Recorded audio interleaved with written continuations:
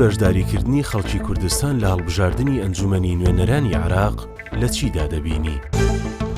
پێم خۆشە هەموو کەس بەشداری هەڵبژاردن بکات، چونکە هەڵبژاردنێکی گرینگە لۆ بەینی کورد و عەرەب.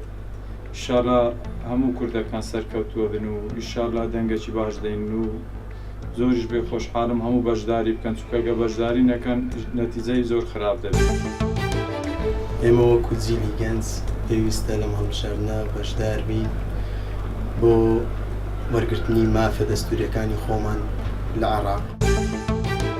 ئێمە وەکو خەڵکی کوردستان دەبێت بەشداری لە هەڵبژاردنەکانی پەرلەمانی عێراقدا بکەین بۆ ئەوەی ڕێژە دەنگەکانی کورد لە باغدا دیاری بێت کە کورد چەند تامەزرۆی هەڵبژاردنەوە ئێمە لە ڕیفراندۆممان کرد سەتاناتودی دەنگەکانمان بەدەستێنەوە بۆ باغدا دیار بوو کە ئێمەی کورد ڕێژەی دەنگەکانمان زۆر زیادە و ئینشاڵڵا زیاتریش دەبێت و پێویستە لەسەر هەموو کوردێک بەشداری ئەم هەڵبژاردنە بکاتن.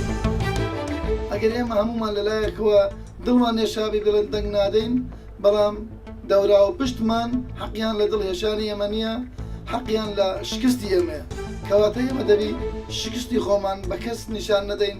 ئێمە کوردین، حەقی خۆمانە، مافی خۆمان بپارێزین لەم کوردستانە خۆشەویستە و لەم عێراقە.